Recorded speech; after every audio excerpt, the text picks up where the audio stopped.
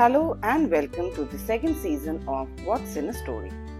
I am Lopamudra Moitro, and before we proceed with the introduction, I would like to take a few seconds to thank one and all for all the lovely support for listening to the episodes of the first season.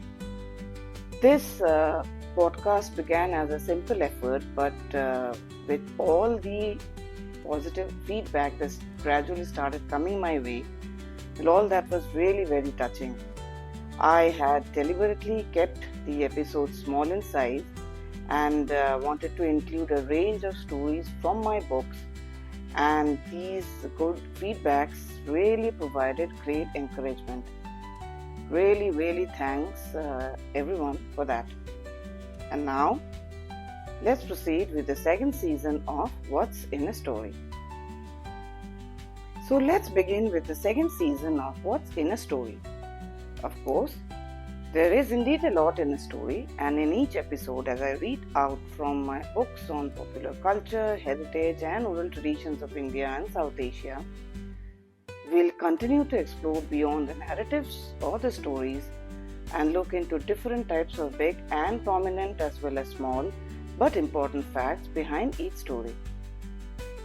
These information actually helps to really build a larger picture.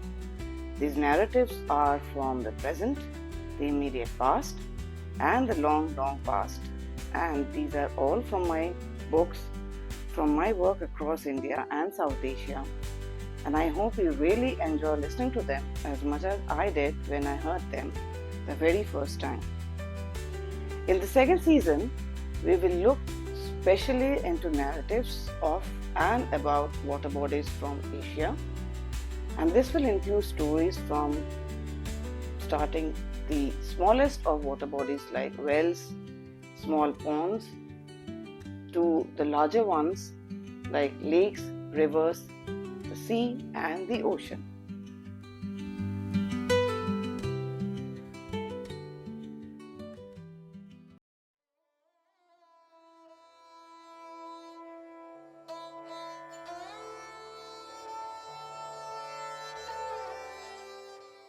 About today's story.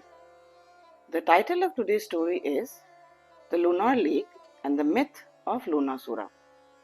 And I read this from my book, How the World Was Born, Wondrous Indian Myths and Legends by Alet Book Company. A little about the story. The story is quite an interesting example which reflects a gradual inclusion and adoption of many natural phenomena around us within the folds of oral traditions, including myths and legends. Geographically, this lake is located in Buldhana district of Maharashtra in India.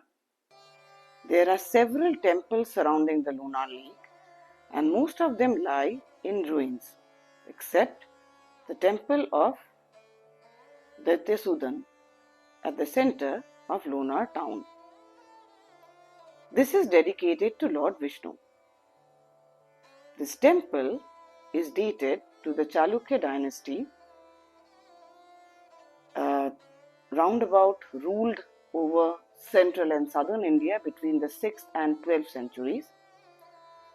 And this is a good example of the Hematpanthi style of architecture.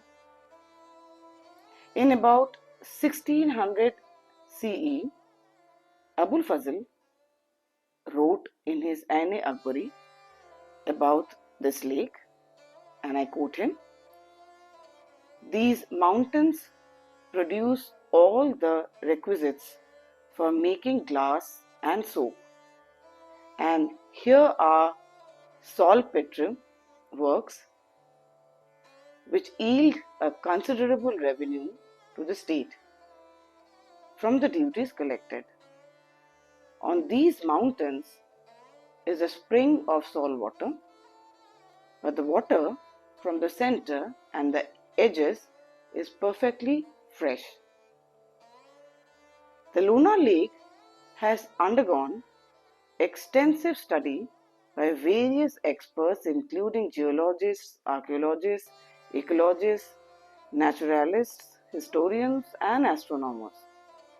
Numerous academics and scientists from institutions across India, such as the Physical Research Laboratory, the University of Shagor, Central University, and Geological Survey of India, all under the Government of India, have contributed to this research. Additionally, international organizations including the Smithsonian Institution, USA, and the United States Geological Survey have also been involved in the study of the Lonar Lake. Geological Survey have also been involved in the study of the Lonar Lake. Situated within the Deccan Plateau, it is a massive plain of volcanic rock created by eruption around 65 million years ago. And it is understood that the Lonar Crater was created as a result of a meteorite impact. The water of the lake is both saline and alkaline. In November 2020, the lake was declared as a protected Ramsar site. Biological nitrogen fixation was discovered in the lake in 2007. There have been extensive studies conducted on the rocks of the lake. In 2019, a study conducted by IIT Bombay revealed the minerals in the lake soil to be very similar to the minerals found in the moon rock brought back during the Apollo program. Previously, the crater's age was estimated to be around 52,000 plus minus 6,000 years, but much newer studies have suggested an age of 576,000 plus minus 47,000 years.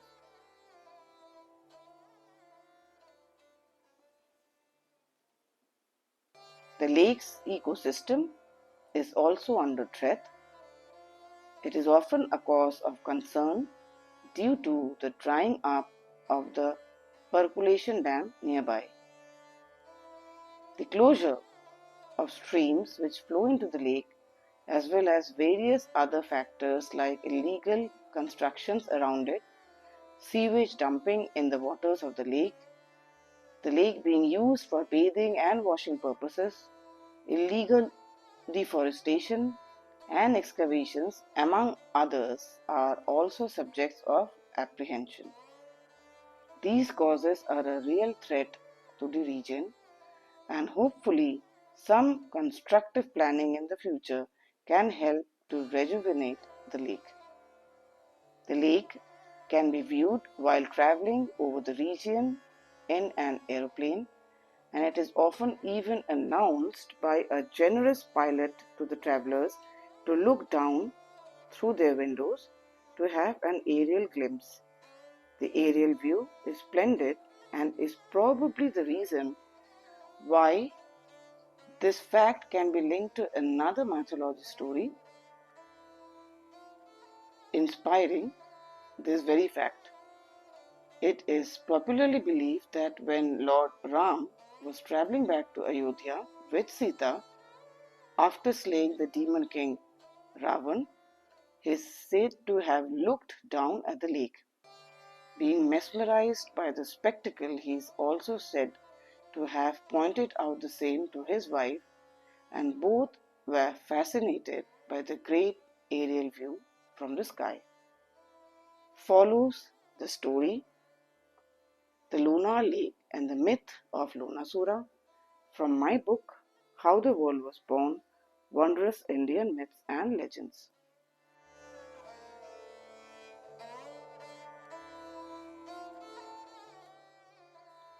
The story, The Lonar Lake and the Myth of Lonasura. There is the mention of Lonar Lake of Buldhana district of Maharashtra in Skandu Puran and Padma Puran, as well as in Ain-i-Akbari. There is a mythological story about this lake which speaks of a demon named Lonasura, also known as Lonasura. According to this story, he was a very fierce demon and was going around destroying everything that he could lay his hands on. He even struck fear in the minds of the mighty gods, who were completely traumatized, and they started to appeal to Lord Vishnu to seek help and bring an end to Lonasura. The petrified men on earth also started to pray to Vishnu. Finally, listening to the pleas of so many people from heaven and earth, Vishnu decided to confront Lonasura and teach him a lesson. He assumed the form of a handsome youth, Daityasudan, and inquired about the whereabouts of Lonasura from his sisters. This hiding place was amid rocks and in between mountains. Thus Daityasudan located the place, removed the covering of the cave, and destroyed the demon after a fight. It is believed that the present Lonar Lake was the den and hiding place of Lonasura, and the crater was created in the place where Lord Vishnu pushed Lonasura into the netherworld after his death.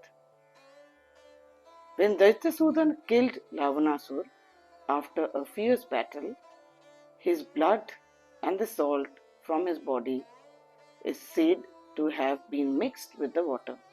Thus, it is also believed that the water of the lake turned murky and saline as well. This is the explanation mythologically provided about the fact that even today the water remains high in its alkaline content and salinity with a pH of 10 to 10.5. According to another famous story from the Ramayana, Lonasura was killed by Ram's youngest brother, Shatrugna.